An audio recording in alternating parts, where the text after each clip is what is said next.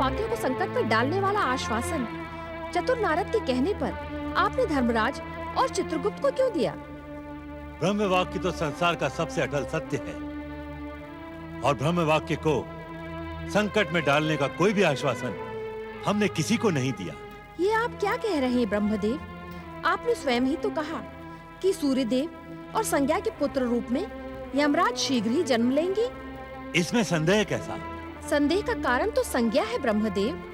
तेजस्वी सूर्यदेव के प्रति अनजाने भय को मन में पालने वाली संज्ञा क्या विवाह के पश्चात शीघ्र ही अपना सर्वस्व समर्पित करके सूर्यदेव के पुत्रों की माता बन सकेगी? हाँ देवी, अपने अनजाने भय से भयभीत होने पर भी देवी संज्ञा ने अपना सर्वस्व सूर्यदेव को समर्पित कर दिया। क्या सूर्यदेव की निकटता पाके देवी संज्ञा के अनजाने भय का अंत हुआ? उन्हें अपनी भूल का आभास हुआ? नहीं देवी, समय के साथ देवी संज्ञा के मन में उपजा अनजाना भय और अधिक दृढ़ होता चला गया। सत्य को देखकर और सूर्यदेव के शीतल प्रेम की बयार में भीग कर भी संज्ञा इस सत्य को स्वीकार नहीं कर पाई कि सूर्यदेव का शीतल प्रेम उसे ताप नहीं, शीतलता प्रदान करता रहा है। क्या तेजस्वी सूर्यदेव ने अपनी धर्मपत्नी संज्ञा को समझाने का प्रयास नहीं किया? एक बार नहीं, अनेकों बार सूर्यदेव ने देवी संज्ञा को सत्य का पथ दिखाने का प्रयास किया, परंतु जिनके मन में अपने पूज्य के प्रति श्रद्धा का उदय नहीं होता है, वे विश्वास से भी दूर हो जाते हैं। दुर्भाग्य से सारे संसार को प्रकाशित करने वाले सूर्यदेव की धर्मपत्नी देवी संज्ञा के साथ भी ऐसा ही हुआ। अपने पति के प्रति आस्था, श्रद्धा और विश्वास के स्थान पर वे उसी अनजाने भय से भयभीत रहती थी। फिर क्या हुआ ब्रह्मदेव? समय के साथ साथ संज्ञा के अनजाने भय का भयानक प्रभाव उसके जन्म लेने वाले बालकों पर पड़ने लगा। संज्ञा भय को जन्म देने वाले यमदेव एवं उसकी जुड़वा बहन यमी की माता बनी। यम और यमी जन्म लेते ही अपने माता पिता की दिव्यता और देवत्व के प्रभाव के कारण युवा हो गए। माता श्री के चरणों में पुत्र यम का प्रणाम।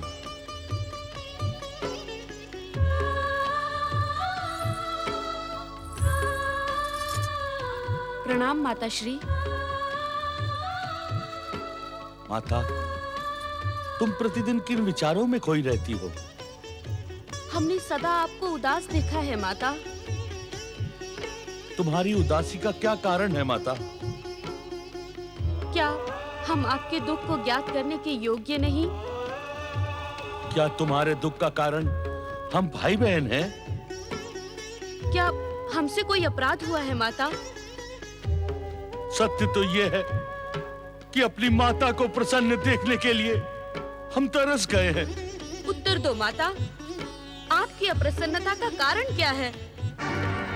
उत्तर दो माता, उत्तर दो।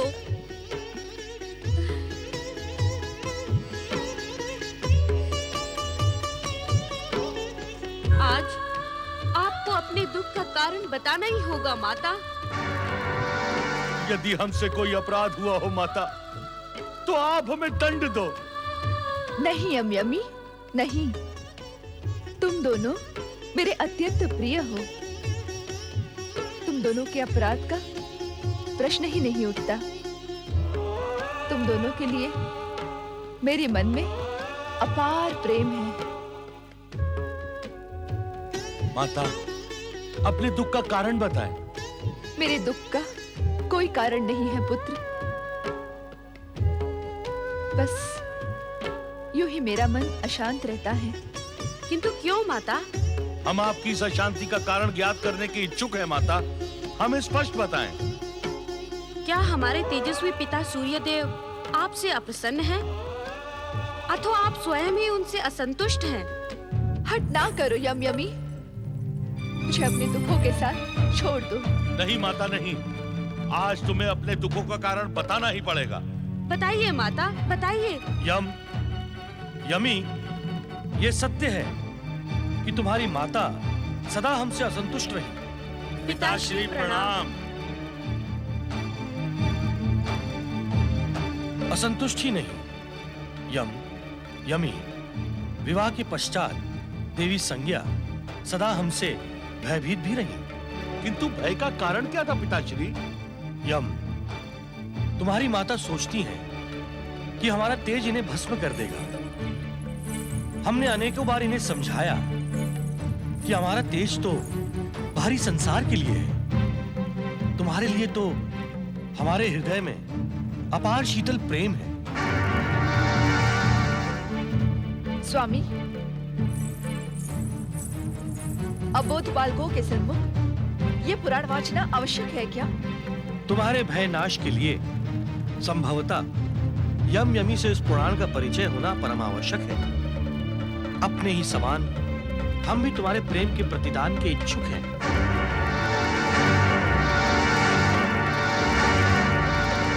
तुमने सदा हमारे प्रेम को ठुकराकर हमें भय और उपेक्षा के साथ ही देखा। तुम ही बताओ यमी, क्या ऐसे वातावरण में जीवन व्यतीत करना संभव है? आप सदा मेरा ही दोष ढूंढते रहे। एक ओर शाब्दिक सांत्वना दी, किंतु दूसरी ओर अपना तेज बढ़ाकर मुझे भयभीत करते रहे और प्रसन्न होते रहे। पति का निश्चल प्रेम आपने कभी भी प्रदान नहीं किया। संज्ञा, तुम हम पर मिथ्या आरोप लगा रही हो। ये मिथ्या आरोप नहीं, सत्य है। मेरे भय को दूर करने का सार्थक प्रयास आपने कभी नहीं किया।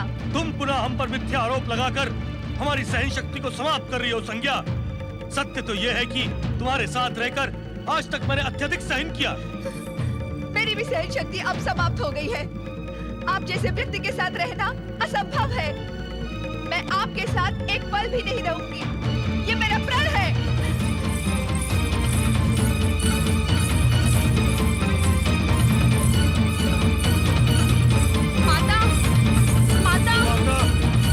माता, रुक जाइए माता। माता, हमें छोड़कर ना जाए माता। माता, हमें छोड़कर ना जाए माता। माता, हमें आपकी स्नेह छाया की आवश्यकता है माता। ना जाइए माता। नहीं, अब मैं लौट कर नहीं आऊंगी। अपनी प्रतिज्ञा के पश्चात मेरा सूर्यलोक लौटना असंभव है। माता, नारायण नारायण।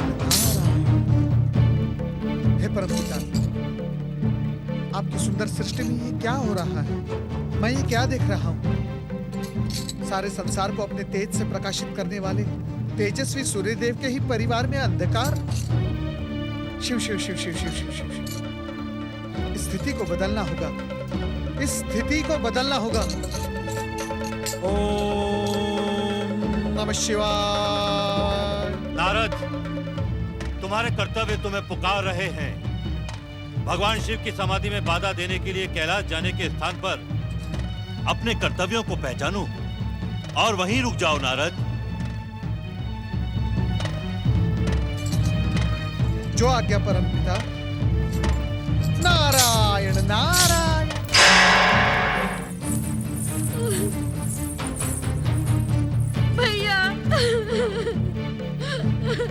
भैया, हमारी माता सूर्यलोक छोड़कर चली गई। अब हम भी यहाँ क्यों रहे? सत्य कह रही हो बहन, सत्य कह रही हो। माता की स्नेह छाया के बिना हमारा भी सूर्यलोक में रहना असंभव है।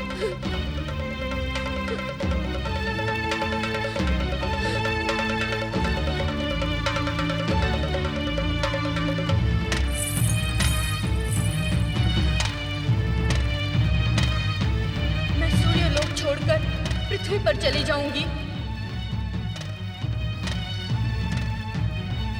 स्वयं को जल में परिवर्तित कर यमुना नदी बन जाऊंगी। यमुना नदी बन जाऊंगी।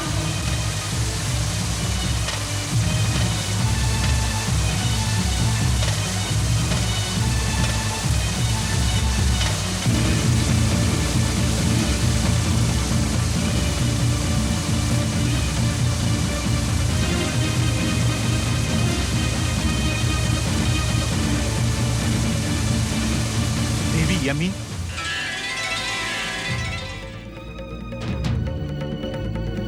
पर्वतराज हिमालय आपका पृथ्वी लोक पर हार्दिक स्वागत करता हूं।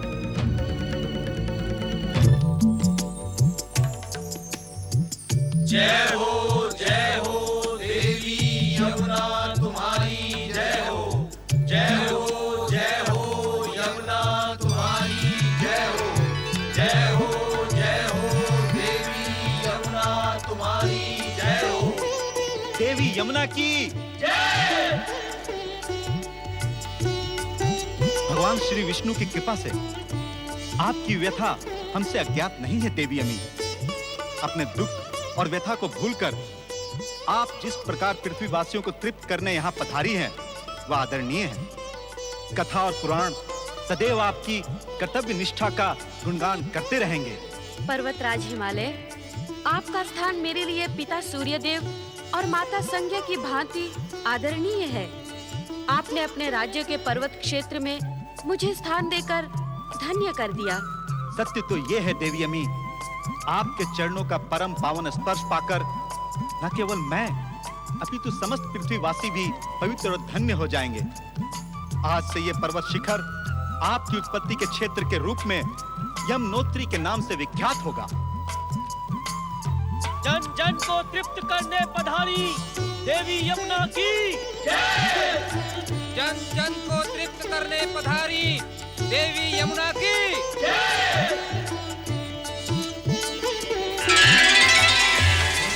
माँ लौट आओ माँ। माँ हमें इस तरह छोड़कर मत जाओ। माँ मत जाओ। माँ लौट आओ माँ। माँ लौट आओ। हमें छोड़कर मत जाओ माँ। माँ लौट आओ माँ। माँ हमें इस तरह छोड़कर मत जाओ। माँ मत जाओ। माँ लौट आओ माँ। माँ लौट आओ। हमें छोड़कर मत जाओ माँ। नारायण नारायण। प्रणाम देव ऋषि।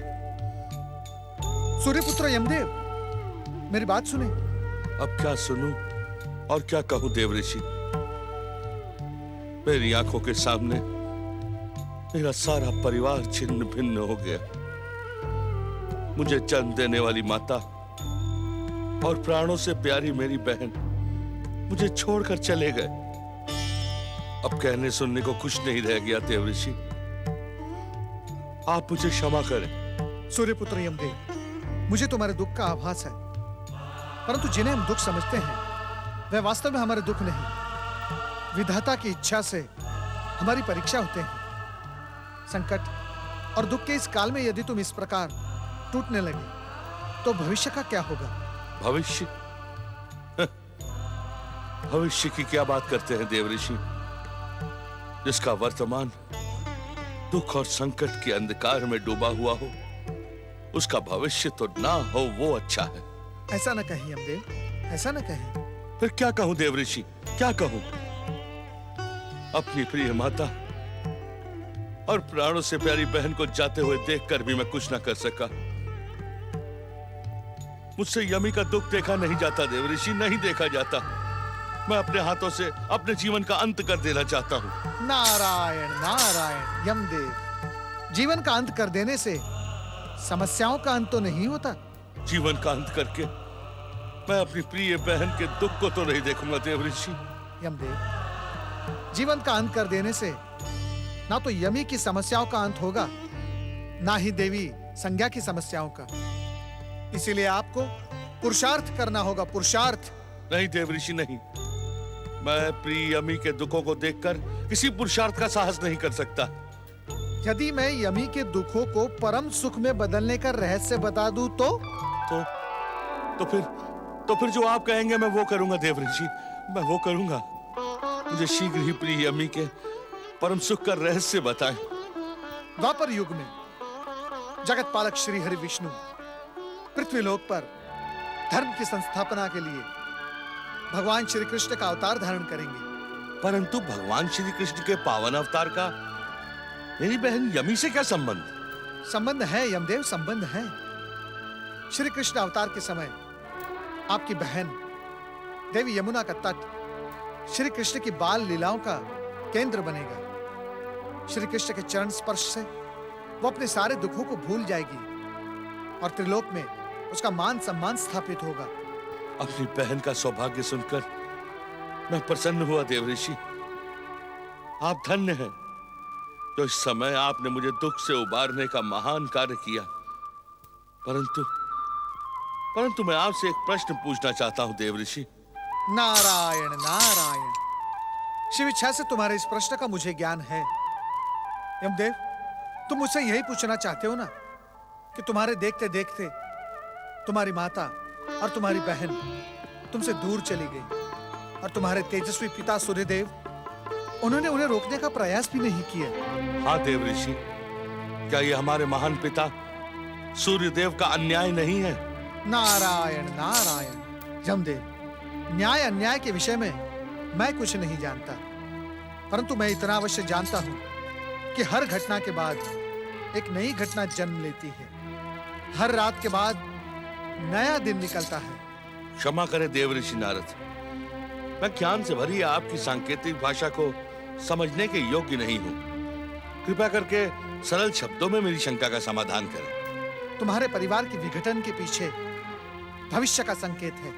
अर्थात ये यमदेव कि जहां तुम्हारी माता हर ओर से दुखी और निराश होकर भागवत भक्ति के मार्ग पर चल पड़ेगी, वही तुम्हारी बहन जनहित और लोक कल्याण से पृथ्वीवासियों को तृप्त करेगी।